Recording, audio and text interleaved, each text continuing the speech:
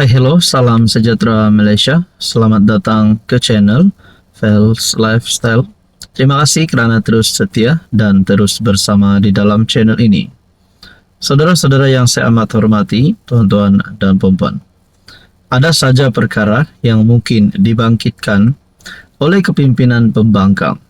Apatah lagi, mereka akan mencari poin, mencari kesempatan untuk menyerang Anwar, untuk mengkritik kerajaan.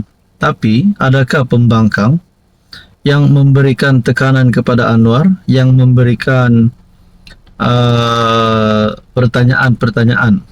Memang sebagai pembangkang dan kerajaan perlu ada semak dan imbang. Tapi adakah kenyataan-kenyataan pembangkang ataupun kritikan-kritikan pembangkang hanya bertujuan untuk menjatuhkan Anwar tanpa memikirkan kebajikan rakyat semata-mata? Nah, akhirnya saudara-saudara berkaitan dengan satu kenyataan, yaitu penjelasan kos sewa 28 helikopter. Pembangkang menuntut penjelasan, kes sewa 28 helikopter. Kerajaan dituntut memberi penjelasan berhubung kos pajakan 28 unit helikopter menerusi kontrak bernilai RM16 bilion bagi tempoh 15 tahun untuk pasukan keselamatan negara. Ketua Pembangkang Hamzah Zainuddin berkata, jumlah kos itu dilihat sangat besar jika dibandingkan dengan kos pembelian 32 buah helikopter yang dibuat Poland. Semalam yang di Pertuan Agong bagi tahu, jangan ada perkara peribadi yang dibawa ke Dewan Rakyat dan ahli parlimen mesti mempertahankan hak rakyat. Ini yang saya nak pertahankan.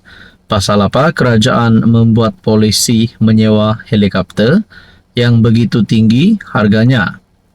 Ada bukti lagi baru-baru ini bahawa helikopter yang dibeli oleh sebuah negara Poland AS 1.83 bilion.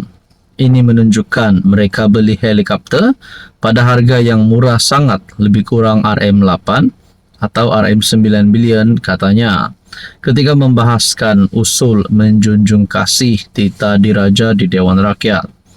Hamzah turut mempertikaikan perjanjian kerajaan dalam pajakan 28 helikopter bernilai RM16.6 bilion. Yang kita ini tanda tangan kontrak untuk 28 buah helikopter berjumlah RM16.6 bilion. Sewa pula tu, bukan beli. Inilah yang kami perjuangkan. Jadi menerusi kenyataan Hamzah Zainuddin ataupun persoalan Hamzah Zainuddin, adakah sebenarnya terdapat salah laku di dalam kepimpinan kerajaan, kepimpinan Anwar Ibrahim? Itu menjadi soalan lah. Tapi sudah pasti Perdana Menteri mungkin mempunyai sebab kenapa bukan dibeli dan kenapa hanya disewa dengan harga yang tinggi.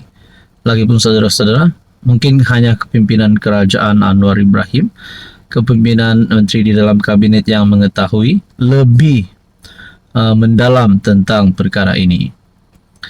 Sebelum ini, media melaporkan kerajaan menandatangani kontrak bernilai RM16 bilion untuk menyewa 28 buah helikopter bagi tempoh 15 tahun. Jadi saudara-saudara berkaitan dengan ini, apa komen anda? Hello semua, salam sejahtera Malaysia. Selamat datang ke channel Fels Lifestyle. Tuan-tuan dan puan yang saya amat hormati, terima kasih kerana terus setia dan bersama di dalam channel ini. Bagi yang baru di dalam channel ini, selamat bergabung. Saudara-saudara, banyak saja isu yang menjadi cerita panas di kalangan rakyat Malaysia. Terutamanya sebelum ini berkaitan dengan isu titah addendum. Dan berkaitan dengan ini, beberapa kepimpinan politik telah membuat pandangan dan kenyataan. Bahkan ada antara pandangan yang panas yaitu daripada bekas kepimpinan UMNO sendiri, Khairi Jamaluddin, yang melibatkan nama Azalin Othman di dalam isu titah addendum ini. Dan pada akhirnya perkara ini membawa kepada laporan polis terhadap Khairi Jamaluddin. Dan pada akhirnya ada yang tertanya-tanya, kalau benar ada kepimpinan UMNO termasuk Azalina Othman yang bersalah, yang terlibat dengan salah laku berkaitan dengan Tita Edendum yang melibatkan bekas Perdana Menteri Najib Razak, tahanan rumah untuk Najib Razak, adakah dengan ini kepimpinan UMNO akan memecat menteri ataupun kepimpinan di dalam UMNO yang terlibat salah laku berkaitan dengan Tita Edendum? Saudara-saudara, akhirnya Zahid pula dalam satu kenyataan yang mengejutkan ramai. Terima kasih Azalina kerana tolong koordinasi gag order.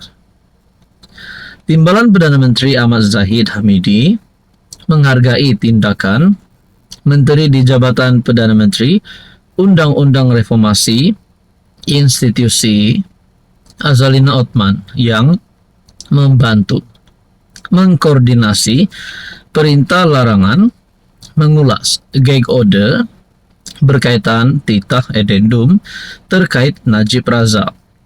Ini masanya saya ulas.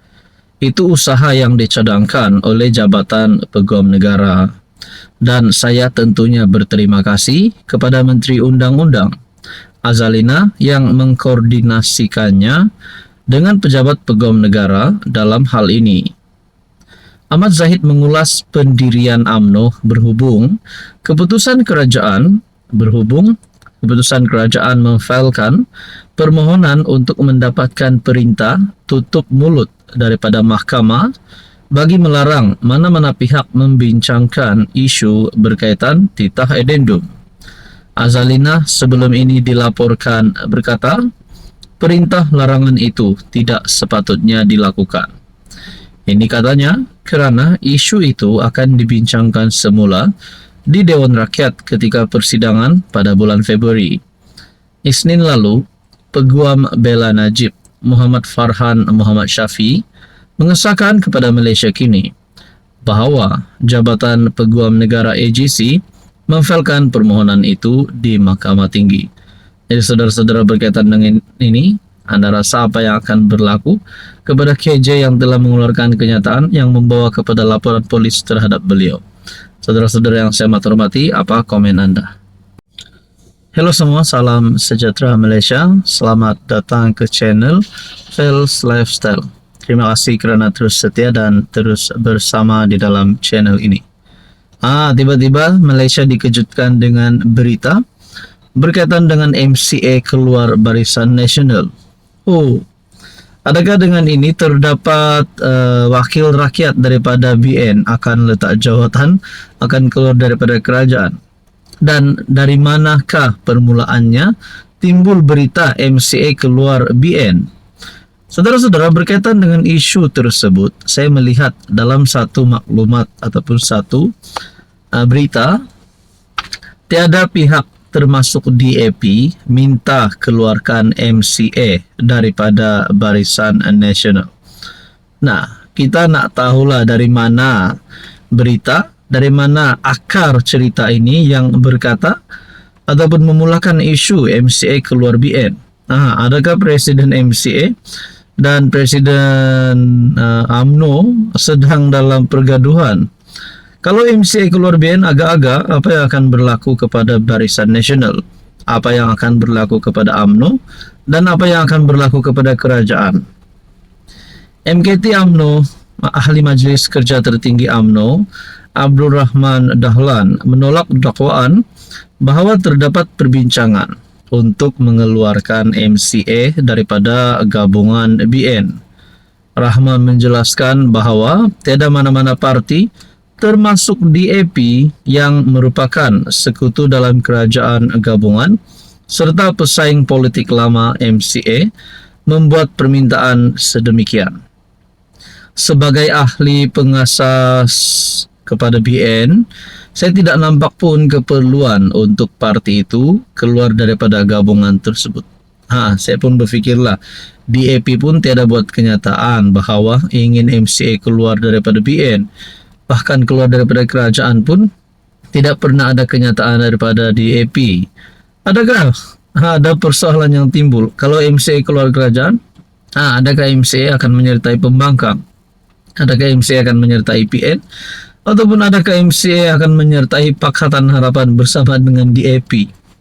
Itu pun mungkin lucu juga. Dalam artikel ini berkata, setahu saya tidak ada perbincangan dalam UMNO yang mengatakan bahwa MCA perlu dikeluarkan. Jadi saya tidak tahu macam mana cerita ini boleh timbul, katanya. Presiden MCA Wika Siong mendakwa bahwa ada pihak luar yang mencadangkan agar UMNO menyingkirkan MCA daripada BN dan bahwa parti itu kini menunggu keputusan UMNO.